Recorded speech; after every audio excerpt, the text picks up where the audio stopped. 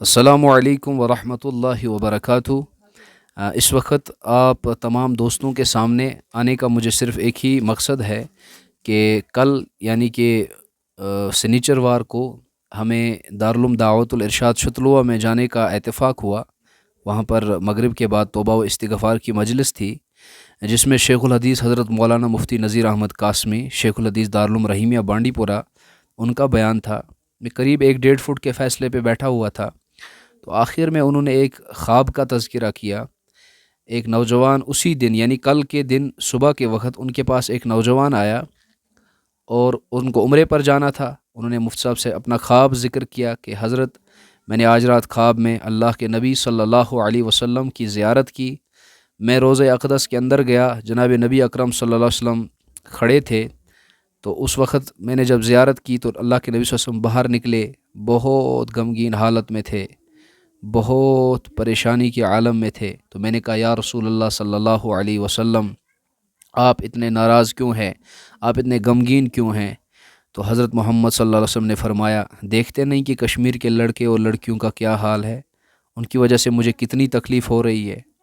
اللہ کے نبی صلی اللہ علیہ وسلم ہم سے بہت ناراض ہیں، بہت ناراض ہیں۔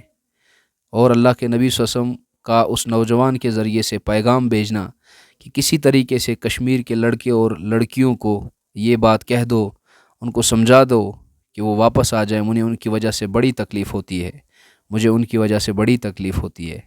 میرے نوجوان دوستو، ہم سے ہزاروں غلطیاں ہوتی ہیں، لاکھوں غلطیاں ہوتی ہیں۔ اگر ہم اللہ کے سامنے آ جائیں، توبہ کریں، گڑ گڑائیں، اللہ کے نبی صلی اللہ علیہ وسلم کی محبت اسی طریقے سے کریں جس طریقے سے ہمارے اندر نبی پاک صلی اللہ علیہ وسلم کی محبت ہونی چاہیے، اور اس محبت کا ثبوت ہمیں دینا پڑے گا انشاءاللہ۔ ہمیں دنیا کے ان رسم و رواج سے سرنڈر کرنا پڑے گا، غیروں اور انگریزوں کے طریقوں سے سرنڈر کرنا پڑے گا۔ ایک بات آپ یاد رکھیں، کتابوں میں لکھا ہے کہ اللہ سب کچھ برداشت کر سکتے ہیں، سب کچھ برداشت کر سکتے ہیں، لیکن اپنے نبی کا دکھ کبھی برداشت نہیں کر سکتے، اپنے نبی کی تکلیف کبھی برداشت نہیں کر سکتے۔ اللہ کے نبی صلی اللہ علیہ وسلم کو ہماری وجہ سے جتنی تکلیف پہنچتی ہے، دکھ پہنچتے ہیں ہماری وجہ سے، اللہ بچائے، اللہ بچائے، اگر اللہ اس دکھ پر ہمیں عذاب دینا چاہے تو ہم مٹنے کے قابل ہیں، پھر ڈوبنے کے قابل ہیں، دسنے کے قابل ہیں۔